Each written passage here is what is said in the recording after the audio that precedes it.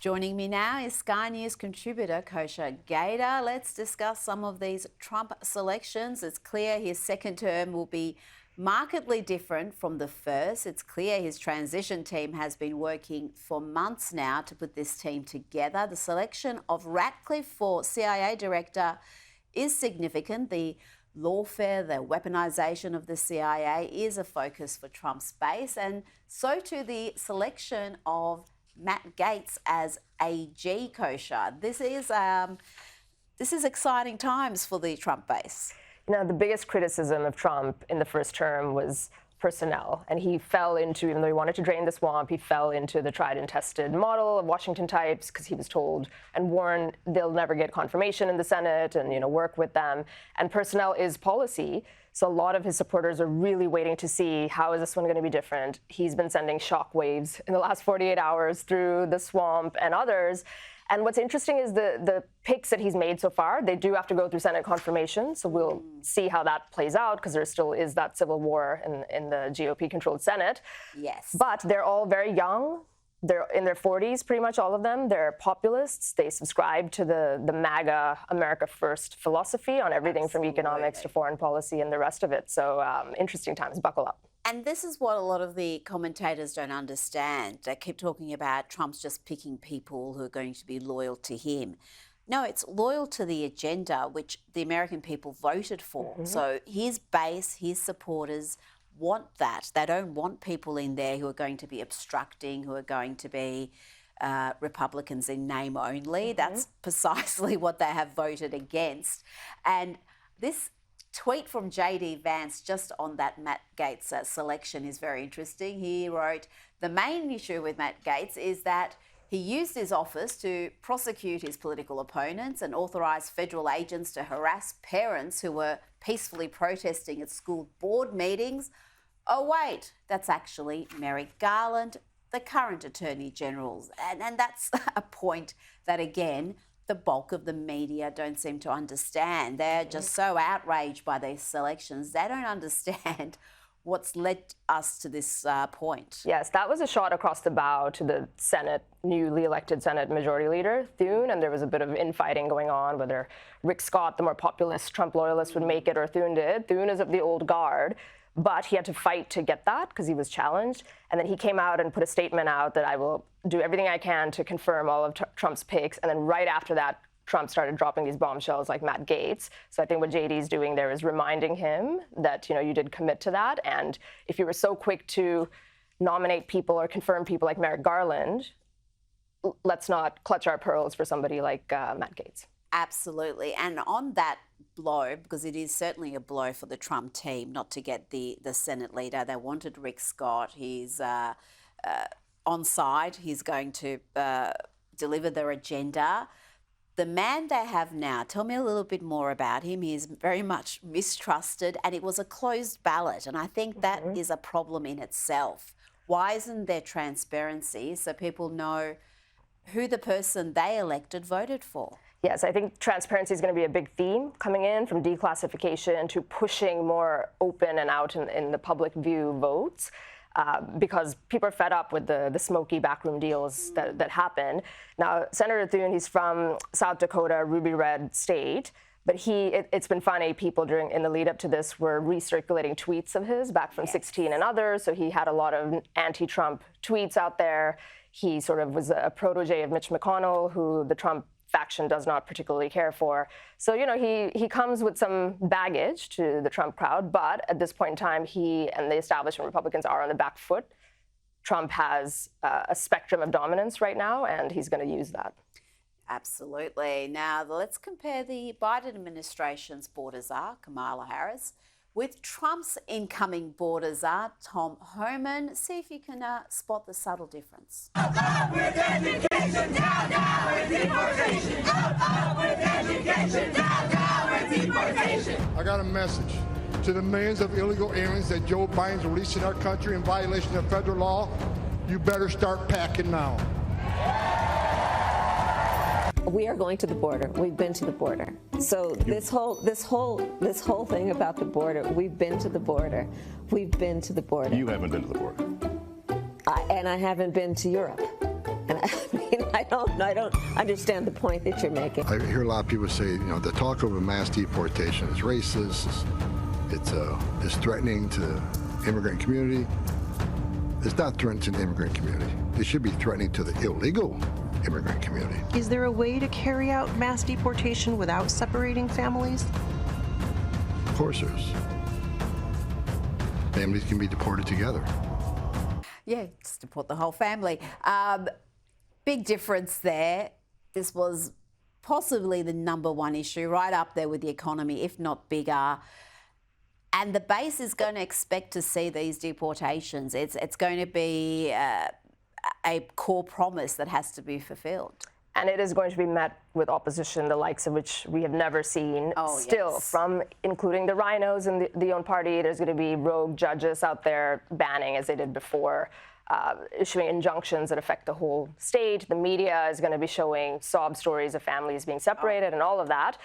So you need somebody with a lot of spine and the stones to push forward with that. Certainly Trump, but all the way down. And Tim Homan seems to be that person. He never pulls any punches. He was the ICE director. So he's been on the front lines literally seeing what has been happening with the joke of the U.S. southern border that it's become.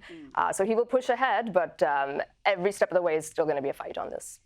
Now, the Democrats have really kicked an own goal in attacking Pete Hegseth. They are attacking a veteran with a stellar record. And to see the likes of Whoopi Goldberg and Elizabeth Warren attack this man is a terrible look, Kosha. He is picking outsiders. He is picking people that you don't expect to see, but they're going to deliver his agenda, and that is the whole game here. They're being very disingenuous with Pete Hegseth because the thing that they were trying to make go viral, and I think they got ratioed, is he's a Fox News weekend co-host. So they were trying to diminish him. Not all of us in the media are only solely doing that. He has many other things in his portfolio. He is an actual warrior who served for 20 years in the U.S. military, 2 active deployments in combat zones of Iraq and Afghanistan. We've moved away from this, where in the past it used to be actual warriors and soldiers commanded the army and not people sitting behind cushy desks in D.C. He ticks that box. And by the way, he also graduated from Princeton and Harvard for the credentialists who want to mock his intelligence by diminishing him as just a weekend co-host. So it's very interesting. He is a young guy, again, very different profile than who's typically in there. But to diminish him is disingenuous because he clearly has leadership skills. And he also clearly knows what's the problem, what are the problems within the bureaucracy that he has to fix. He's spoken about that at length. And I think it's just a very smart choice. He's likeable, he's capable, he's young, he's got a lot going for him. And someone else who ticks all those boxes and who Trump has nominated is a former Democrat Congresswoman, Tulsi Gabbard. She's going to serve as Director of National Intelligence. Amazing, Kosha, because not long ago the left were trying to defame her as some sort of a traitor. Now she's an agent of Russia. She was, and she has a lawsuit out, I think, against the Clintons that's been long-standing. She was a rising star in the Democrat Party.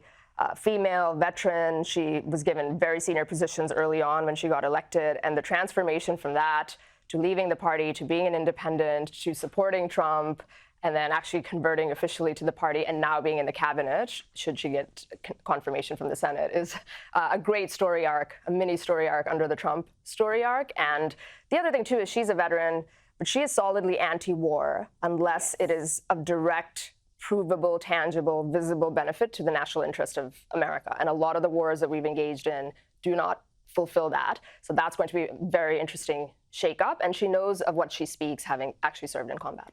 Absolutely. And so many Americans who have great respect for the military would agree with that position wholeheartedly. They're not anti-military, they're just anti-Americans being involved in these forever wars with no clear goals. Let's talk about the revelations here that Kamala Harris's campaign paid $500,000 to the charity run by Reverend Al Sharpton, who also hosts a show on MSNBC. So just weeks before she sat down with Sharpton for a really pitiful softball interview, even by Kamala's standards, she had handed over this $500,000 donation to this charity, which in itself is rather shady. We won't get into that. But there was no disclosure, absolutely no disclosure, even by MSNBC's very, very low standards. There's got to be some sort of an accountability for what happened here. You know, there's been this undercurrent of questioning whether there's support from the media in kind, even if it's not explicitly in cash, although here there's even cash. It'll be interesting to see in a court of law whether those things go anywhere, and if anyone's going to prosecute it or not, I don't know. But at least the appearance of impropriety doesn't help. On top of the fact that she raised $1 billion, as we've talked about before, and is now at a deficit of $20 million because she's paying $500,000 here, $1 million to Oprah, who knows what she paid to Beyonce, and I don't think she has much to show for it. Well, no, and it was just completely having zero care for the money people donated. And some of these donations, yeah, they're from billionaires, but some would have been from everyday mum and dads who can ill afford to donate to a political cause, but they had, God knows why. And she spends $100,000 building a set that looks like it costs $5 in a hotel room for Call Her Daddy. It just shows you what disdain the Democrats have for other people's money. This is a good story. I love this one. Have a look at this. This is Kamala Harris and Jill Biden.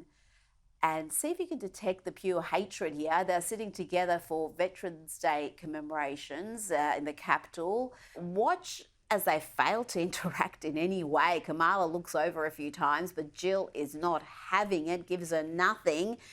And when you look at what happened before Kamala sat down, you see that Jill does not even acknowledge her. Kamala comes in, she's greeting people, she takes her seat, and Jill did not even acknowledge a woman who a few days ago she was supposedly endorsing full-heartedly. Look at the smiles, though, when Donald Trump visited the White House earlier today. Jill, Joe, Donald, they look like the best of friends. Look at that. I've never seen them so happy. Interesting interaction. I don't know if I'm reading too much into it, but there are long-running rumours that there's a fracture there. Jill Biden doesn't like Kamala, vice versa, and it certainly looked like it there. We may be reading into it, but analyzing Jill Biden in the last 2 weeks has become a genre unto itself on Twitter, from the fact that she wore red on Election Day to cast her vote. Maybe something, maybe nothing, but it definitely sparked a lot of rumors because typically the Democrats wear blue. She's wearing red or dark pink in that photo right there. And then the stone cold demeanor with Kamala that you just showed, and then smiling, the biggest smile ever with Trump. You know, it definitely creates an interesting narrative that we can have fun with. And it's backed up by a little bit of substance in that it's easy to imagine that the Bidens do feel snubbed and scorned with how they were treated and pushed out at the 11th hour. So it's not hard to believe. Coup. You can understand. And you talked about Joe Biden and him in recent days being so happy. I haven't seen him this happy for years, literally for the whole 4-year term. It's hard to think of a time where he's just got that big smile on his face. I don't know whether it's just the pressure's lifted and he can just enjoy the final months of his lame duck presidency, or what it is, but he seems to be a changed man. Kosha Gada, thank you so much for your time tonight. Pleasure.